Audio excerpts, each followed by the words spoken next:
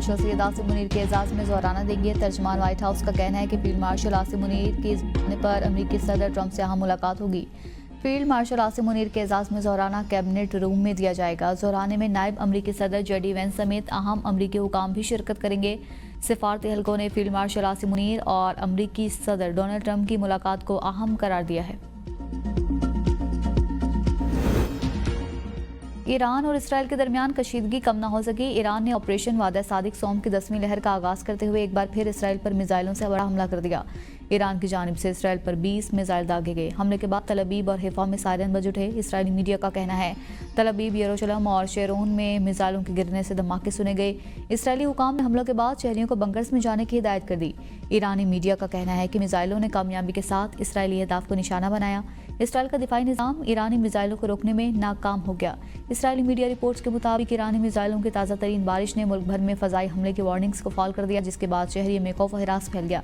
इससे पहले किए गए हमलों में ईरान ने पहली मरतबा नए मिसाइल इस्तेमाल किए।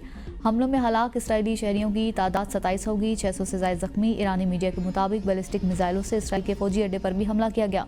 मोसाद का हेडक्वार्टर्स तबाह होने की तस्दीक। ईरानी हमलों के बाद इसराइली ऑयल कंपनी सोनॉल की तरसील में बड़ी कमी। इसराइल के जंगी तहकीकी मरकज़ की मुतादिद इमारतों को बराह रास्त निशाना बनाया गया। एक अहम तजर्बागाह मुकम्मल तौर पर मलियामेट हो गई। ईरानी वज़ारत दिफा का कहना है दुश्मन इसराइल तवील जंग का मुतहम्मिल नहीं हो सकता। ईरान इसराइल को हैरत ज़दा करता रहेगा।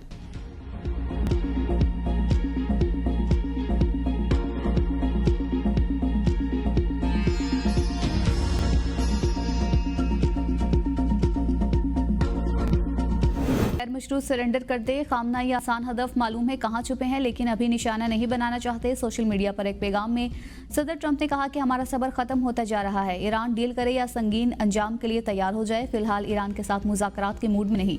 इसराइल के ईरान पर हमले सुस्त नहीं होंगे। 2 दिन में सब पता चल जाएगा। हम ईरान इसराइल तनाज़े का हकीकी खात्मा चाहते हैं। ईरान को कहा था कि वह जोहरी प्रोग्राम पर लीड कर ले। अगर ईरान मुज़ाकरात की मेज़ पर वापस आता है तो सेनेटर जेडी वेंस या विटकोफ को ईरान भेज सकते हैं। अमरीकी सदर ट्रंप का ईरानी फ़ज़ाओं पर मुकम्मल कंट्रोल का दावा। कहते हैं कि ईरान के पास अच्छे फ़ज़ाई ट्रैकर और मुतादिद दीगर दिफाई आलात थे। अमरीका के तैयार करदा हथियारों का ईरान से मुवाजना नहीं किया जा सकता। अमरीका जैसी ताकत किसी के पास नहीं।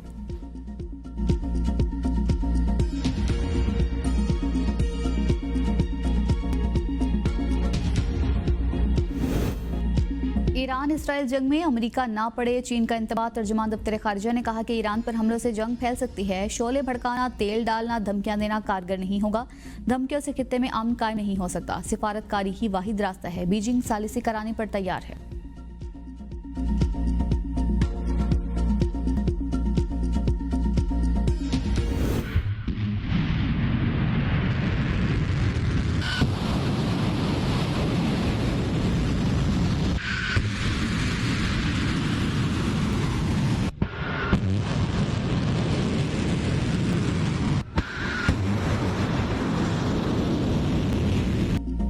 पाकिस्तान इनकलाब ने इसराइल पर नए हमले शुरू कर दिए। ईरान का पहली मरतबा नई मिसाइल का इस्तेमाल। इसराइल भर में सायरन बज उठे। लाखों शहरी बंकर्स में पनाह लेने पर मजबूर। इसराइली मिसाइल दिफाई निज़ाम कई मिसाइलों को मार गिराने में नाकाम रहा। मुतादिद इसराइली शहरी हलाक और जख्मी हो गए। ईरानी हमलों में हलाक इसराइली शहरियों की तादाद 27 हो गई। 600 से ज़ायद जख्मी। इसराइल के कई शहरों में हाई अलर्ट। ईरानी मीडिया के मुताबिक बैलिस्टिक मिसाइलों से इसराइल के फौजी अड्डे पर भी हमला किया गया। मोसाद हेडक्वार्टर तबाह होने की तस्दीक। इसराइल की सबसे बड़ी हिफा ऑयल रिफाइनरी भी तबाह। तेल और गैस की पैदावार और सप्लाई ताहाल बहाल न हो सकी। ईरानी हमलों के बाद इसराइल ऑयल कंपनी सोनॉल की तरसील में बड़ी कमी। इसराइल के जंगी तहकीकी मरकज़ की मुतादिद इमारतों को बराह रास्त निशाना बनाया गया। एक अहम तजर्बागाह मुकम्मल तौर पर मलियामेट हो गई। ईरानी वज़ारत दिफा का कहना है कि दुश्मन इसराइल तवील जंग का मुतहम्मिल नहीं हो सकता। ईरान इसराइल को हैरत ज़दा करता रहेगा।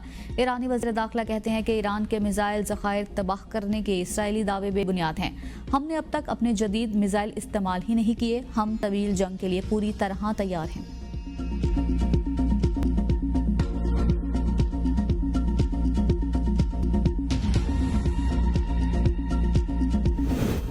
इसराइल का ईरान पर नया हमला। तेहरान धमाकों से गूंज उठा। इसराइल का ईरान के नए फौजी सरबराह को भी शहीद करने का दावा। अली शादमानी ईरानी मुसल्लह अफ़वाज के सबसे सीनियर ऑपरेशनल कमांडर और सुप्रीम लीडर आयतुल्लाह खामनाई के करीबी मुशीर समझे जाते थे। इसराइली हमलों में शहीद ईरानी शहरियों की तादाद 230 से तजावुज कर गई। 1200 से जायद जख्मी। शहीद होने वालों में 20 फौजी कमांडर और 14 साइंसदान शामिल हैं। इसराइली फजाइया के तैयारों ने तेहरान के कलब में वाक़ फॉल कमांड सेंटर को निशाना बनाया। ईरानी मीडिया के मुताबिक धमाकों के बाद एयर डिफेंस सिस्टम को फौरी फॉल कर दिया गया। इसराइली मीडिया का दावा है कि ये हमले फौजी तंसीबात और मिसाइल लॉन्चर्स को निशाना बनाने के लिए किए गए। इसराइली फौज का अब तक ईरान में 70 फिजाई दफाई बैटरीज तबाह करने का दावा। इसराइली फौज का कहना है कि ऑपरेशन के मकासद हासिल करने में मजीद एक हफ्ता लग सकता है। ईरान के खिलाफ जंग को तवील नहीं करना चाहते।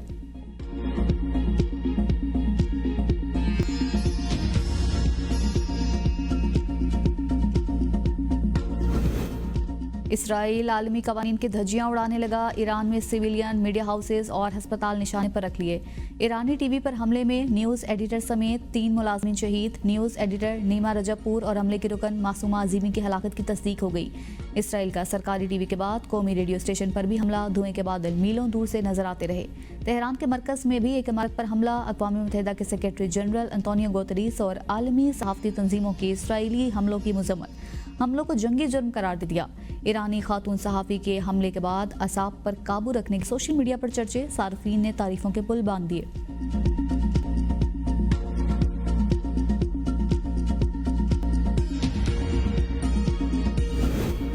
ईरानी हमलों के बाद इसराइल में सूरत हाल खराब। चीन समेत मुतादिद ममालिक की अपने शहरियों को मुल्क छोड़ने की हिदायत।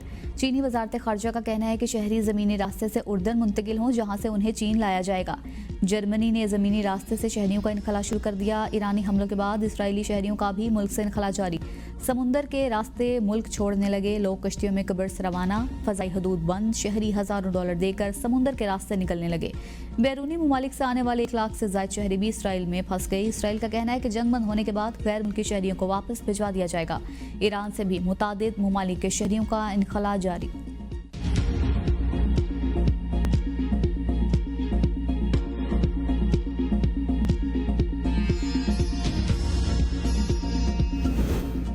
ट्रंप ईरान के खिलाफ जंग में शामिल होने का फैसला कर सकते हैं। अमरीकी नायब सदर जेडी वेंस का दावा। कहा, डोनाल्ड ट्रंप सिर्फ अमरीकी मकासद के हुसूल के लिए ही अमरीकी अफवाज का इस्तेमाल करेंगे।